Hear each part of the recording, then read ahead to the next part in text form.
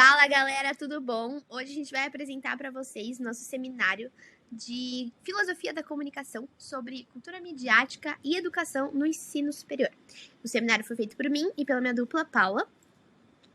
Então, bora começar.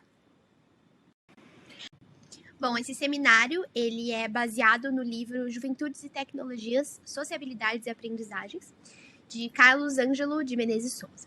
Bom, resumidamente, o livro ele fala sobre a relação da juventude atual com as novas tecnologias da informação e comunicação, gerando novos desafios éticos. Bom, essa relação ela cria novas dinâmicas, sociais e desafios para todo o corpo docente, porque o jovem ele já é protagonista do seu próprio processo de aprendizagem. Vale ressaltar também a questão da democratização desse acesso no Brasil, já que a apropriação dessas tecnologias por essa faixa etária resulta tanto em ampliação de oportunidades quanto exclusão para aqueles que ainda não possuem essa alfabetização midiática. Além também daquele problema que todos já conhecem, que é o uso inadequado dessas tecnologias, que gera incitações de ódio e preconceitos no ambiente virtual, que só será resolvido justamente com foco na educação. Tá, então agora eu vou falar um pouco sobre a educação superior no Brasil. Em 2002, a orientadora pedagógica Miriam Greenspan afirmou que a tecnologia moderna preside em um alto índice na sociedade. Então, ela é muito importante, ela está em constante uso, enfim, ela é super qualificada. Com isso, o cidadão, incluso nessa sociedade globalizada e tecnológica, tem muitas possibilidades de exercer a sua criatividade. Então, pode criar ilimitadamente qualquer coisa. Porém, é muito necessário esses seres humanos terem um espírito crítico em relação à própria tecnologia. Ou seja, o homem ele deve criar, porém, ele deve tomar muito cuidado e ficar atento com o que pode acontecer. Ela ainda também afirmou que é insuficiente em relação à qualidade e à manutenção dos estudantes nos cursos escolhidos atual no ensino superior. Acabou surgindo um crescimento muito grande de alunos no ensino, tornando-se falha o funcionamento da educação, porque são muitos alunos para uma educação que não suporta essa alta quantidade. Agora eu vou falar um pouco sobre alguns programas e alguns movimentos que são muito importantes e estão relacionados ao ensino superior no Brasil atualmente. Primeiro, a gente tem o REUNE, que é um programa de apoio a planos de reestruturação e expansão das universidades federais. E esse programa tem como objetivo ampliar o acesso e a permanência de cidadãos na educação superior. E além do combate à evasão, que acaba permitindo a diminuição da desigualdade social no país. Ele está em desenvolvimento com o aumento das vagas nos cursos de graduação atualmente. Como segunda opção, a gente tem também o IES, que é o movimento de expansão nas instituições de ensino superior privadas do país. E também se tornou muito grande graças ao programa Universidade para Todos, que é o ProUni. E esse movimento tem como finalidade a concessão de bolsas de estudo integrais e parciais em cursos de graduação em instituições privadas de educação superior. E, além disso, oferece isenção de alguns tributos àquelas instituições de ensino que aderem ao programa. E, por último, a gente tem o MEC, que é o Ministério da Educação, que acabou mobilizando alguns programas de incentivo, como o Programa Institucional de Bolsa de Iniciação à Docência, que é o PIBID. Porém, esse programa ele é ainda muito insuficiente diante da demanda, mas ele está em desenvolvimento. Sendo assim, algumas questões ficam à toa, como por exemplo, como é visto e acompanhado o trabalho do professor nesse contexto? E o que mudou significativamente com o aumento de 5 milhões de estudantes nos últimos anos e ainda a perspectiva de dobrar esse número? Vou apresentar agora para vocês alguns dados sobre o perfil desses novos estudantes segundo a Universidade Católica de Brasília, UCB. O primeiro ponto é 77% dos estudantes têm menos de 24 anos. 40% deles trabalham. Nos cursos de bacharelado e licenciatura, 51% dos estudantes fizeram ensino médio em escolas públicas e já nos cursos tecnológicos, 75% fizeram em escolas públicas. E o último ponto é 79% dos ingressantes possuem ainda dificuldade em questões de raciocínio lógico e interpretação de texto. Assim, a gente pode perceber que o número de brasileiros que chegam no ensino superior, ele realmente cresce, mas o rendimento médio cai, o desempenho médio cai. Então, chega-se à conclusão que somente 35% dos que concluem o ensino médio possuem o nível de alfabetismo pleno. Então, a pergunta que surge é: o acesso à tecnologia, que em tese aumentou para a maioria da população, tem alterado a forma de ensinar também? Agora eu vou falar um pouco sobre a tecnologia e os projetos pedagógicos da UCB. O que é isso? Foi feito um projeto de pesquisa chamado Cultura Midiática e Educação, Teoria e Perspectivas para o DF, sobre o levantamento do uso das mídias e das tecnologias educacionais nos projetos pedagógicos de alguns cursos oferecidos pela Universidade Católica de Brasília, a UCB. A maioria dos projetos pedagógicos analisados e dos cursos enfatiza a importância do uso de tecnologia nas ações dos professores ensinarem. Então, todo o processo dos professores ensinarem, que é feita na universidade através de um programa de reconstrução das práticas docentes, o PRPD, que é um programa responsável pela formação continuada dos professores. E já nas matrizes curriculares analisadas nessa pesquisa, pouco se observou sobre a importância da utilização das tecnologias, à exceção de cursos de comunicação social. Bom, agora eu vou falar sobre os cursos pedagógicos da UCB e seus respectivos usos da tecnologia. O primeiro deles é o curso de Biologia, que ele cita o uso dessas tecnologias educacionais referente à educação à distância, como ferramentas digitais. O segundo é o curso de Comunicação Social, que cita o uso de novas tecnologias, inclusive educacionais, desde a trajetória e o histórico do próprio curso, bem como a importância delas como o diferencial do perfil do egresso. Então, as tecnologias, elas aparecem aqui como tema de vários projetos de pesquisa e como essenciais na formação do estudante. O terceiro é o curso de Educação Física, que usa a tecnologia nos documentos básicos e institucionais, como o EAD. O de Filosofia usa tecnologias educacionais de EAD em textos institucionais e no PRPD. E, por último, o curso de Física, que se preocupa em reconhecer o impacto das novas tecnologias na educação, modificando as atitudes diante do meio de comunicação e informação emergentes.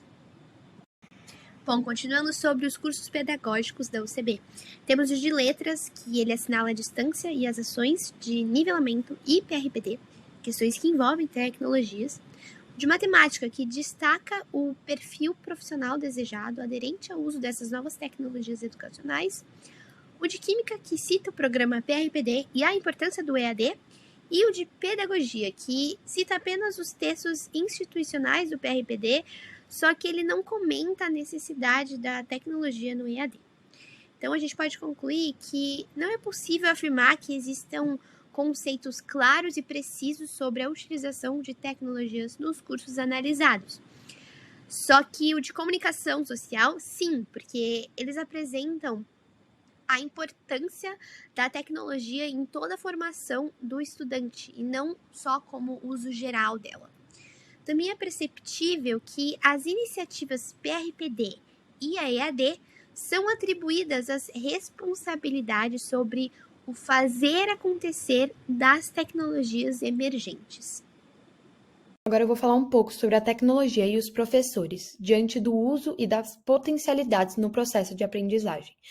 Muitos professores alegam sentir certo desconforto para lidar com o novo e o desconhecido, mas é muito importante comentar que isso é comum.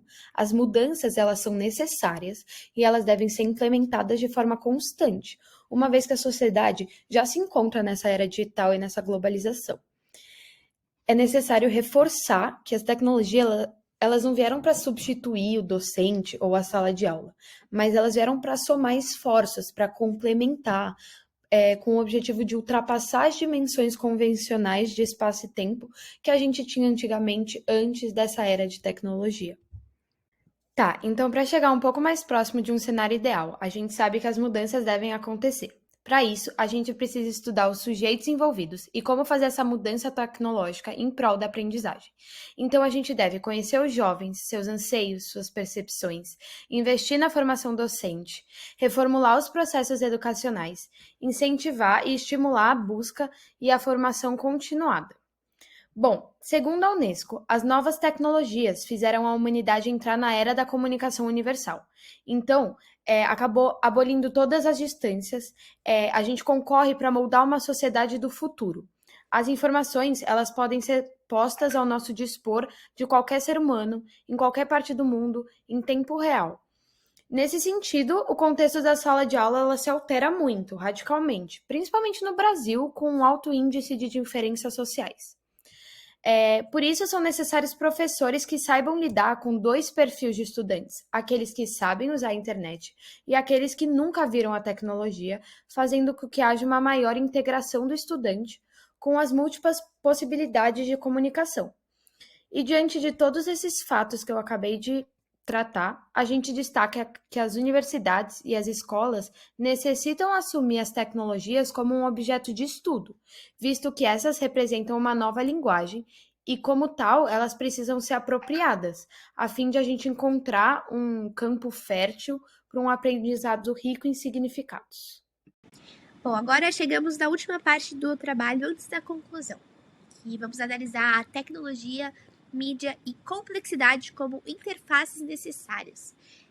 Aprender a lidar com os meios e com eles conseguir elevar a capacidade de construir a própria cidadania. Segundo Morin, existem 7 saberes fundamentais que a educação do futuro deveria tratar em toda a sociedade, em toda a cultura, sem rejeição nem exclusividade. O primeiro é aprender a conhecer. O segundo, aprender a estabelecer relações no mundo complexo. Aprender a partir da condição humana. Aprender a identidade terrena. Aprender a partir das incertezas. Aprender a compreender. E, por último, aprender a ética planetária. Bom, então, a gente pode entender que a ideia da evolução ela não pode seguir um esquema racionalizador, mas tem que contemplar os caracteres antagônicos e complementares, porque essa é a questão-chave da gênese do método da complexidade. Esse método ele possibilita uma reflexão sobre algo que inclua a intuição, porque o rigor da ciência ela impede a fluidez e a criação. A ideia deste também está ligada muito com o pensamento de René Descartes, que enfatiza que é necessário partir de certezas estabelecidas e nunca do acaso. Só que isso não é suficiente para poder analisar a realidade em que se apresenta, entende? Então, para Morin, o objetivo do método é percorrer o caminho e desenvolver a aptidão para captar o efêmero, o contingente, a novidade, a multiplicidade e a complexidade. Além de ressaltar também que não há como pensar fora do sujeito, porque o sentido e o valor são conferidos nele próprio. Então, dessa forma, se tratando de estudos sobre mídia, educação e tecnologia, há teorias interessantes que explicam e argumentam sobre formas de ação, só que elas não são suficientes e não têm força para uma mudança da realidade, porque as teorias elas não são um conceito em si, mas elas podem proporcionar a possibilidade de mudança, somente se estiver junto com a intervenção do método. Diante de tudo que a gente analisou e apontou nesse trabalho, a gente pode concluir essa necessidade urgente de adotar um pensamento voltado para as tecnologias na educação, em todos os níveis educacionais, seja no campo docente, seja no discente e seja no administrativo. A gente também acredita que essa conquista ela se dá com um pensamento menos linear e positivista, e com um pensamento mais voltado para a interação, que envolve um ar de complexidade que é refletido na transdisciplinaridade. E, por fim, a gente entende que esses espaços educacionais, eles precisam olhar a tecnologia como um objeto de estudo. Então, cabe, portanto, que os docentes discentes e o corpo administrativo aprenda com a tecnologia para que essa linguagem ela possa se tornar um instrumento pedagógico e que seja usado para todos os estudantes do ensino superior. Bom, então esse é o fim do nosso trabalho. Muito obrigada pela atenção. Esse trabalho foi feito por mim e pela Nicole, para a aula de Filosofia da Comunicação no segundo semestre de Publicidade e Propaganda.